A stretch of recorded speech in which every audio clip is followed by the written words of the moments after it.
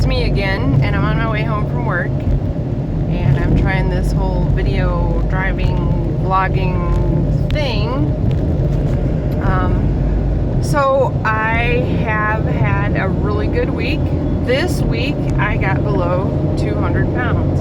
I got into Onderland, 198.8, so that was awesome. Super excited about that. It's been a long time. I have not seen anything below 200 since my youngest child was an infant, and so that was super exciting, and I'm thrilled with that.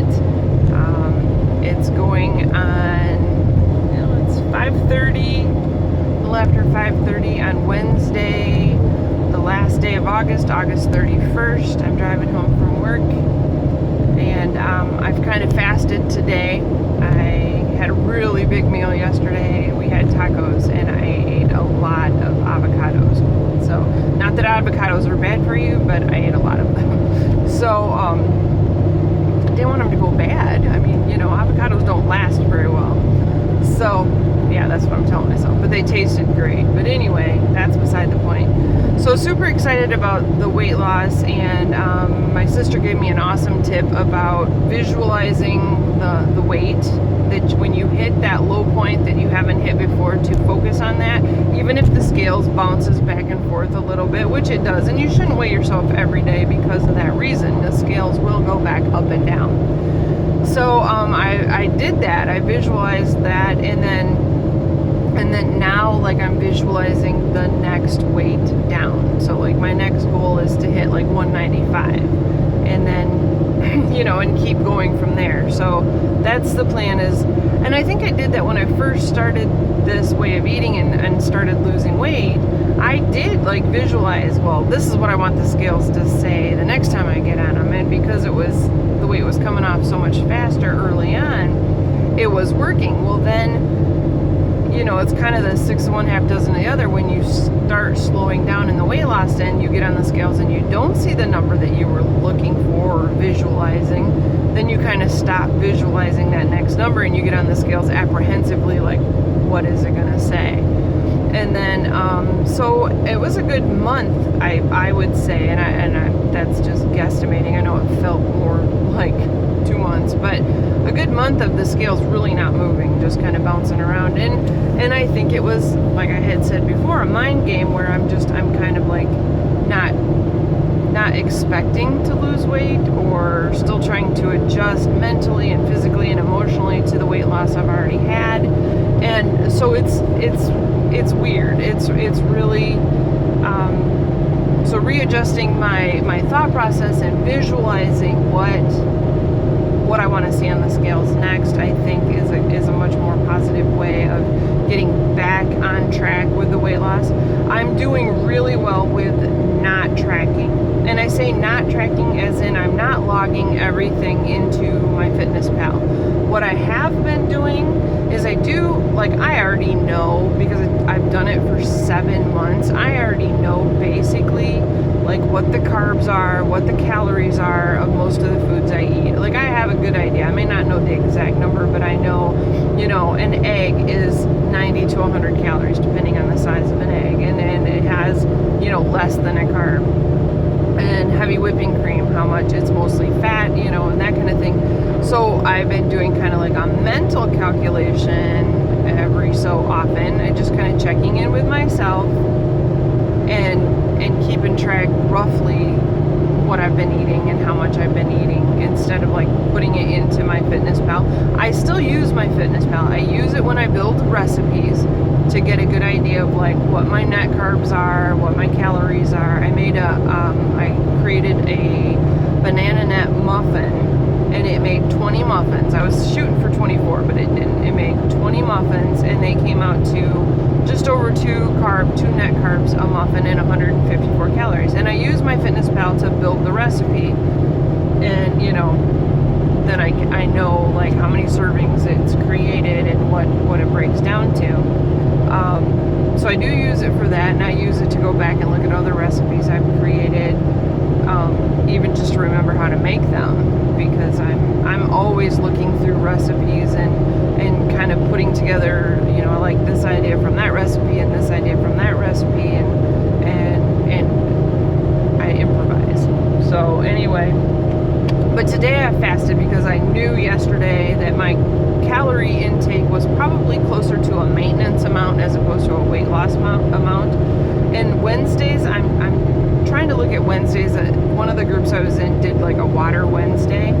So I kind of took it as like a fasting Wednesday. So I do get up and I have my bulletproof coffee in the morning, and that is a lot of fat. So it doesn't spike my insulin levels. And then the rest of the day, I made iced tea this morning and took it to work. So I was drinking tea and water, and I had water before I went to work. So I didn't really have any water at work. I had some tea, and then I had chicken bouillon for lunch, and I did have a couple of sugar-free hard candies, just something, there wasn't like any calories to speak of in that. And so, but my idea is to, this is what I've had since yesterday's dinner, and so my plan is when I go home, I'm going to eat, and I'll have a regular dinner. And I haven't really decided what I'm going to have. It's like, well, do I want a dessert? Because I figure I can have whatever I want. So I could make like a chocolate bug cake, and that is, a good 500 calories. But if it makes me happy, it makes me full, it makes me satisfied, and it's all real food, then why not? But, or I could have tuna salad. I had one of our patients brought in cucumbers, so I could have like tuna salad with cucumbers, or I'm thinking I can make keto pancakes and bacon. So I can have like whatever I want tonight, and the calories aren't going to be too extreme. But just knowing I can have whatever I want within the keto plan, it makes me really happy. Like, I look forward to it. And my husband's going to Indiana to visit his family this weekend. It's Labor Day weekend, and he's going to go down there and visit them. And so I'm not cooking for him at all this weekend, and he doesn't eat keto. So, so sometimes we have to kind of tweak the recipes to get him what he wants and me have what I want. So it's like all weekend I'm like, okay, so for one meal I can have like buttered zoodles with mushrooms and garlic and onions, and over maybe some meat sauce or something, or just coming up with like, oh, what am I gonna eat? But it's food has a different place in my life. I'm not thinking, okay, what's the next meal, or when do I get to eat again?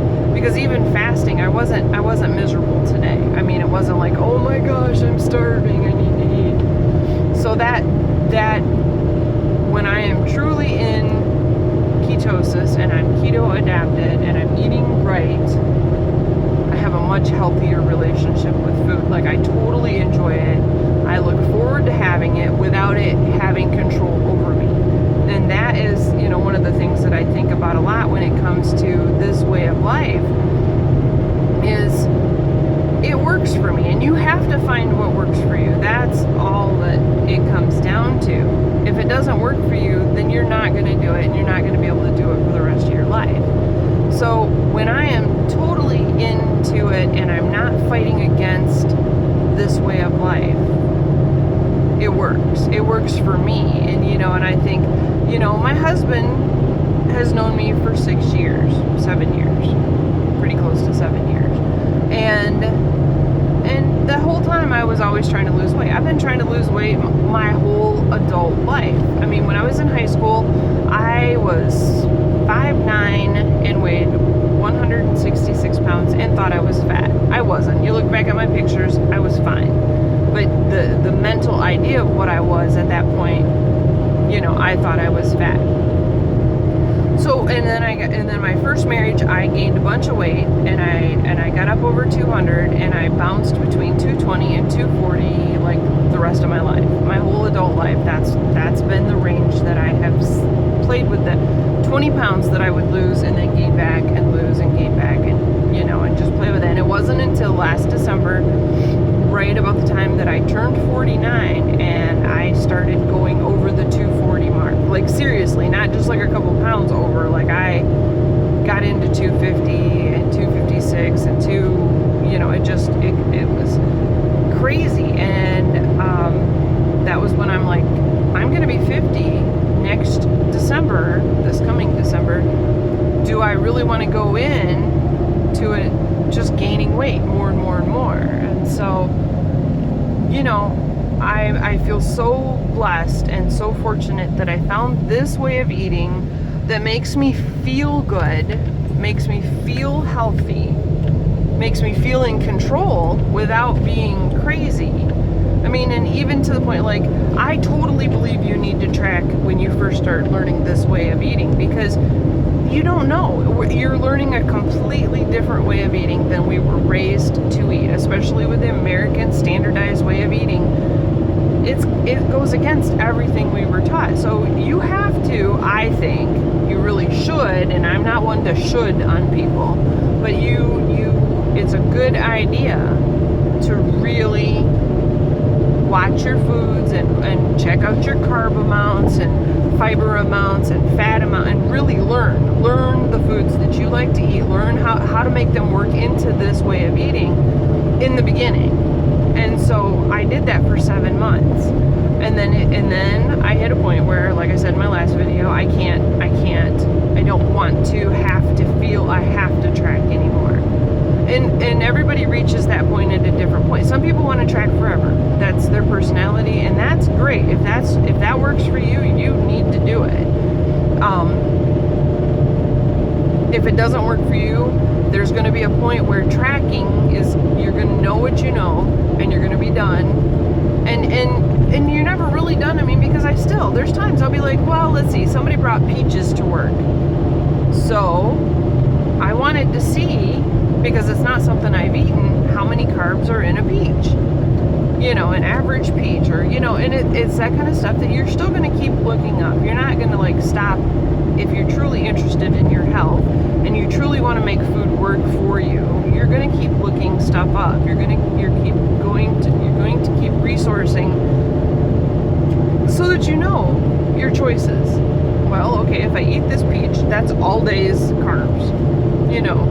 And there's a point where once I reach my goal weight, I'm going to have to probably track again to figure out how many carbs I can eat to, you know, out of more than 20 net carbs.